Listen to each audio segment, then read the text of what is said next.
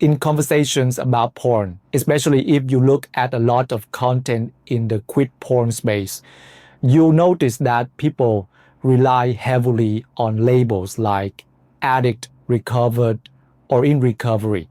These labels are everywhere, and I want to offer you a different way of thinking about all of this. I want to talk about why I take this approach, how it fits into the framework I use to understand labels, and how I decide when a label is useful and when it isn't. I also want to talk about whether you should label yourself at all. I spent a long time wrestling with this. If I kept using porn more than I wanted, did that mean I had to call myself an addict? Was that the only way to finally fix the problem? I also want to dig into how labels can be harmful, because I think that's an important part of this conversation. And then we'll look at why we use labels in the first place. What purpose do they serve? What do they give us as humans trying to make sense of ourselves? Before we dive in, I want to be clear about something. What I'm sharing today is my perspective. There are plenty of viewpoints on whether labels are helpful or unhelpful, and you may land somewhere different, and that is completely okay. In this episode, we're taking a closer look at labels like addict and recovered, and how to decide whether these identities actually help you or whether you're better off letting the labels go and simply focusing on changing your relationship with porn. Whether your goal is to quit completely or simply feel back in control. This podcast will help you change the habit from the inside out. I also want to say this upfront. For some people, deciding to never look at porn again is the most empowering and life-changing choice they can make. If that is you, I respect that completely. And labels like addict or in recovery can feel grounding and stabilizing. I'm not here to take that away from anyone.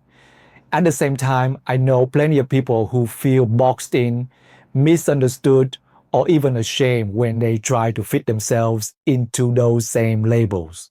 That was my experience too, which is why I approach this differently. What I hope you take from today is not that one approach is right and another is wrong, but that you get to choose what supports you best. Porn use is a learned coping pattern. It's something you can unlearn, reshape, or release entirely in a way that genuinely serves you. And it can be incredibly freeing to take long stretches away from porn, not just for your mental health, but because it helps you see your internal patterns more clearly. You start to notice that when your brain insists you need porn to relax or escape, it's simply not true. This is why this conversation still matters. Labels often imply a fixed identity when the reality is much more flexible. I want this episode to help you question the labels you picked up or avoided in any area of your life and choose the ones that feel empowering, not limiting. So with that, let's get started. You can use whatever label you want or none at all. You do not have to agree with my perspective. Some people genuinely find labels empowering. I've met people who say, the moment I finally admitted I was a porn addict, everything changed. That's where my strength came from. And that's valid. But I also know people who feel deeply stigmatized by labels. And they will go to great lengths to avoid identifying with one. I'll explain why that happens. The important thing to remember is that labels land differently for different people. And why is that? Because of the think, feel, act cycle. What a label brings up for me and what it brings up for you might be completely different. That's why it's your job to choose what actually supports you. So let's slow down and talk about what a label actually is. At its core, a label is just a shortcut.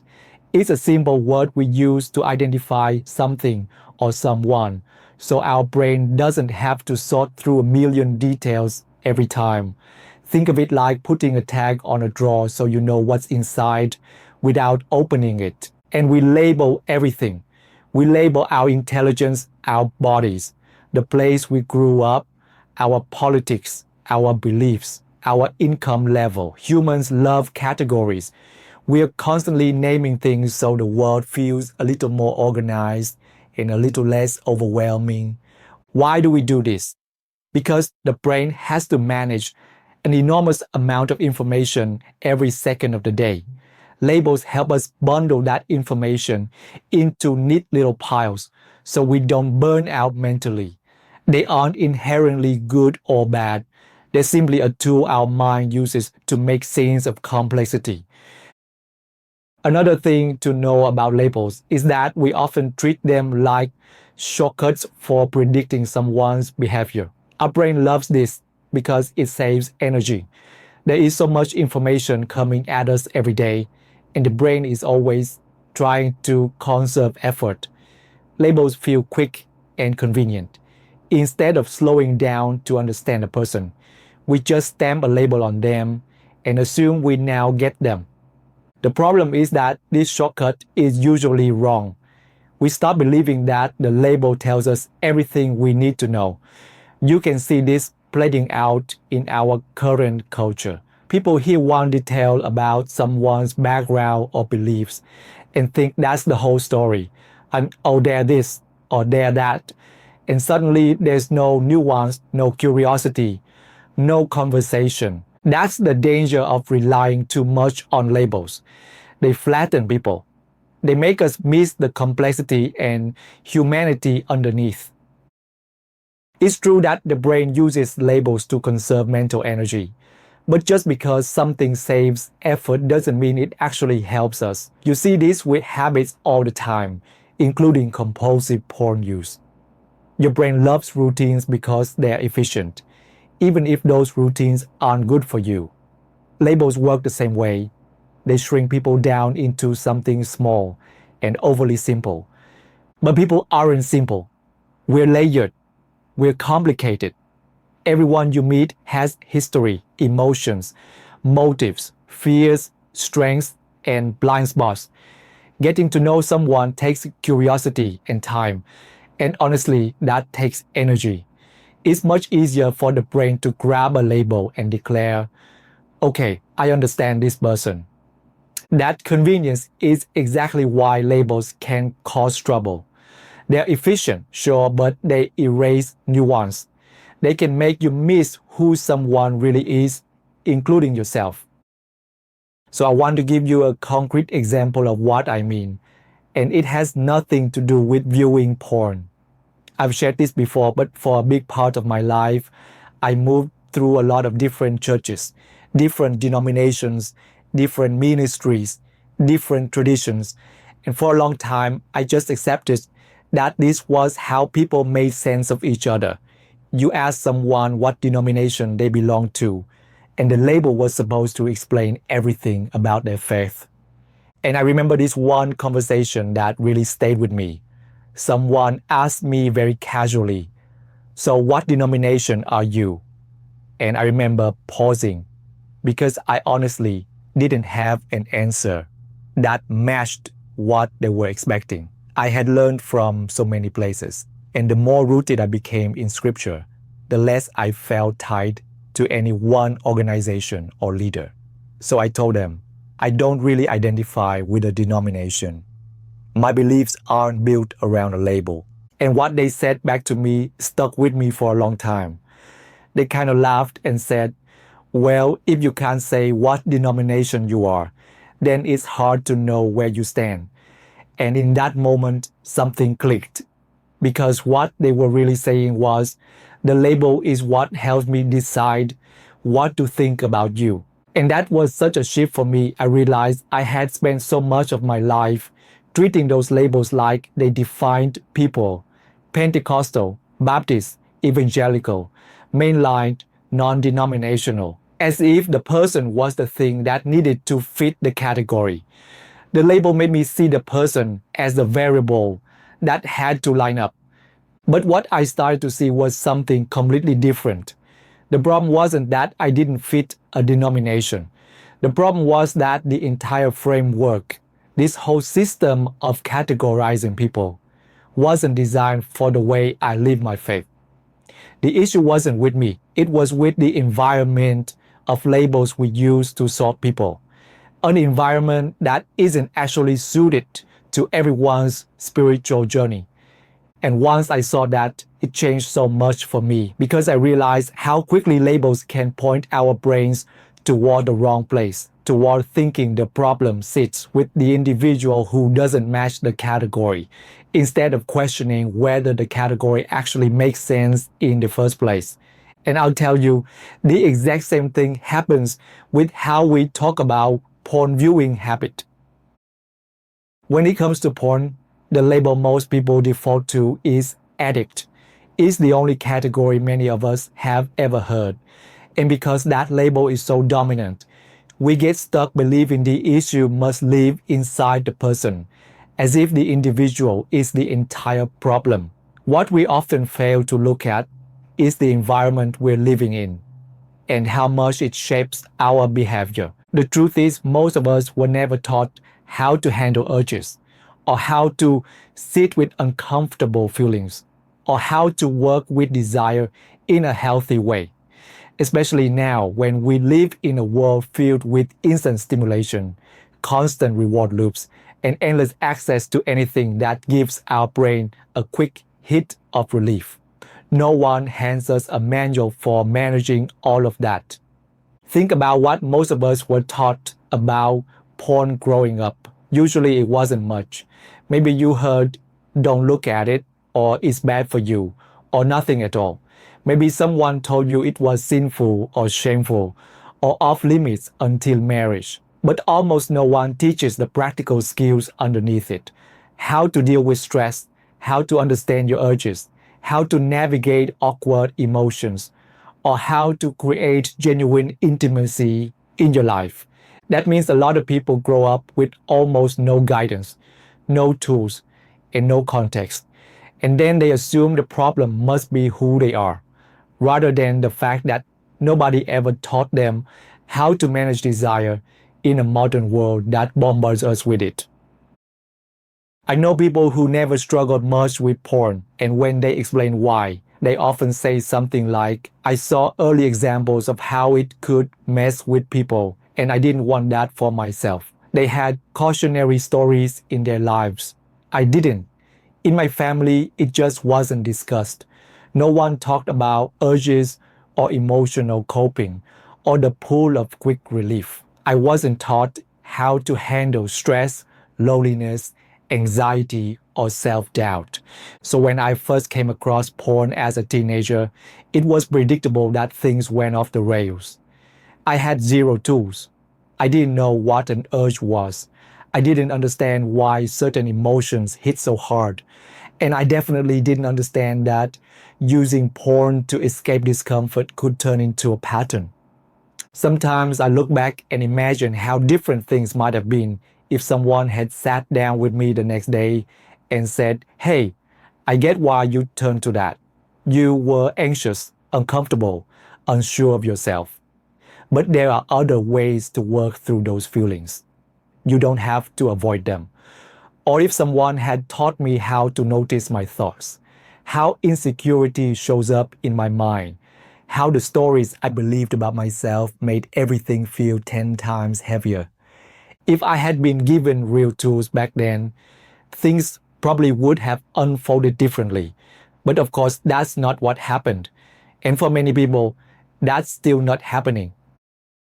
Another issue with labels is that they don't reflect how gradual these patterns usually are. Porn struggles exist on a spectrum. It's not a simple yes or no situation. On one end, you have people who use porn occasionally in ways that start to feel a little out of alignment.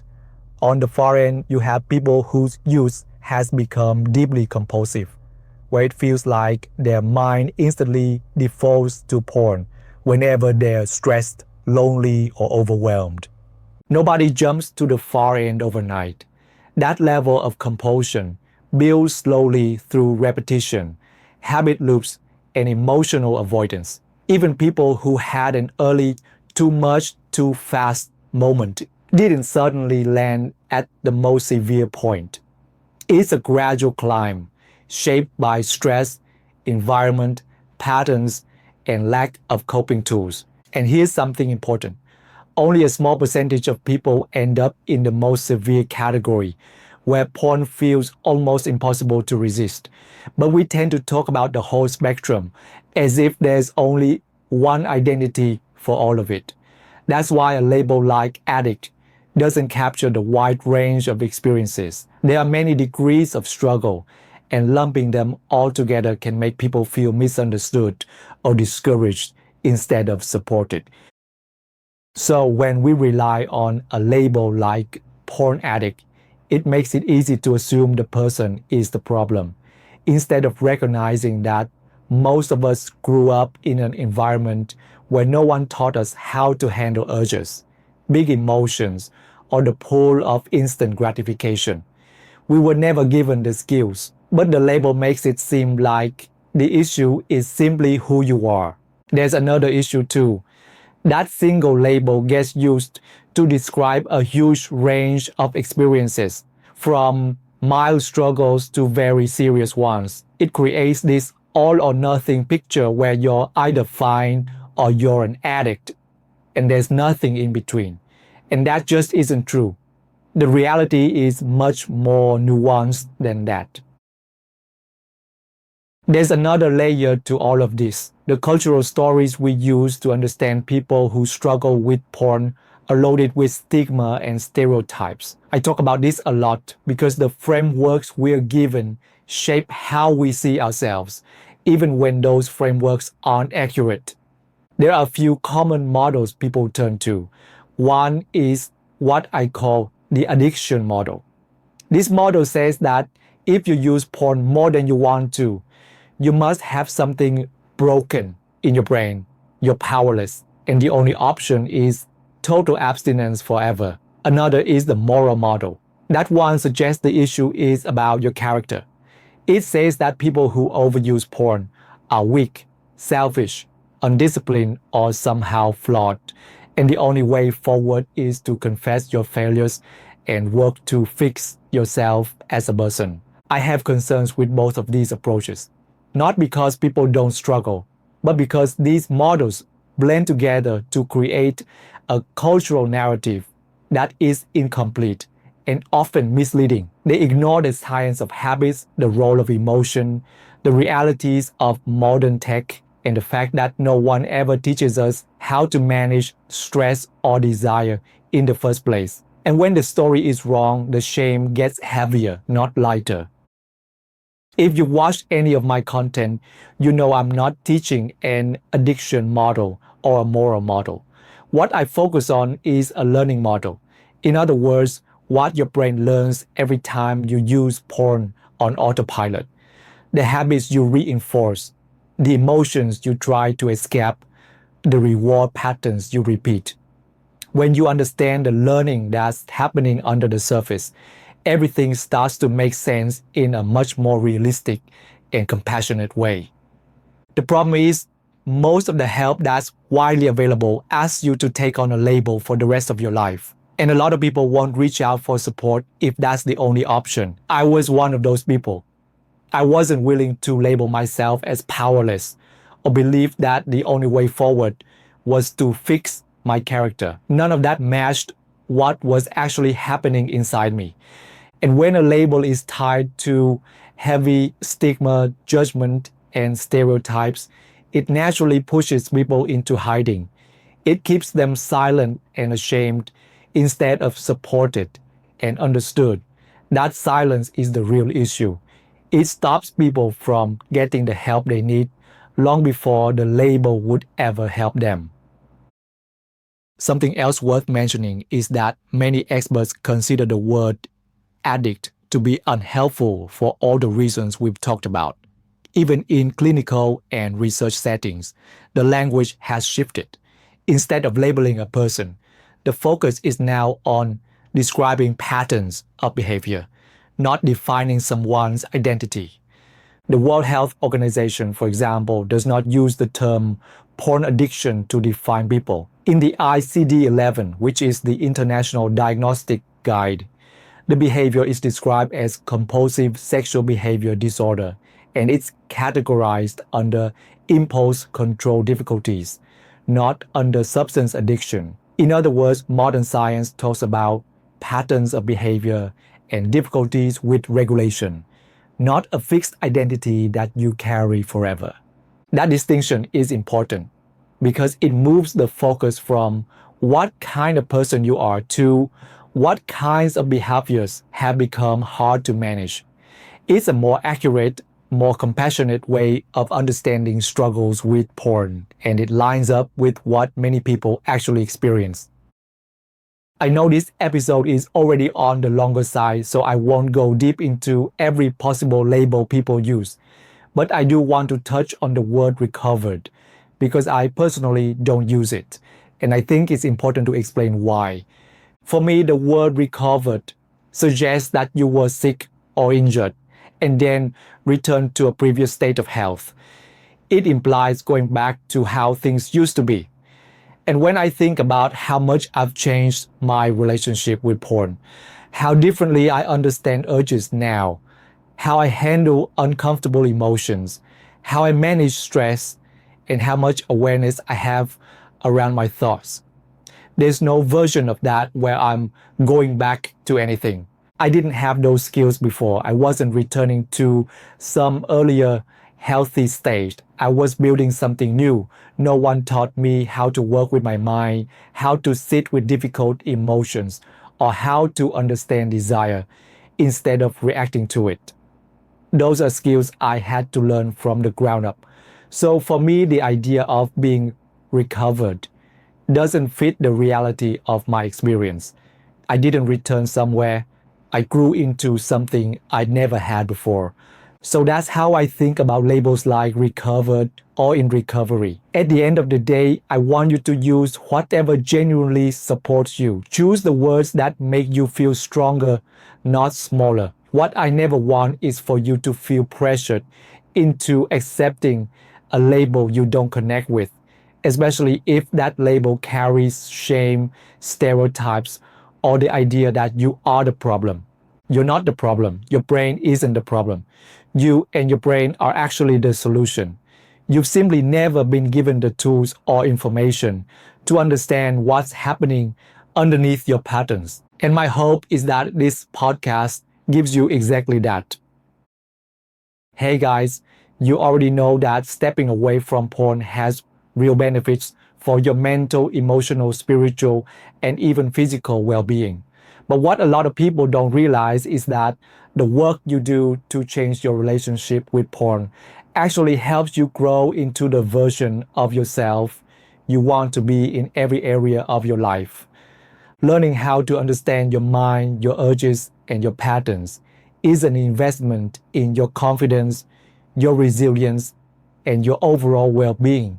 And that's exactly what's waiting for you when you join my program. Whether you want to quit completely or simply get back in control, we'll help you build a relationship with yourself that feels steady and intentional. You learn why white knuckling, filters, and strict tracking fall apart so easily, and you'll get the tools you need to trust yourself, not just avoid temptation. So head over to gamalieldean.com/program and join us. Changing this habit is so much easier when you stop trying to figure it out alone.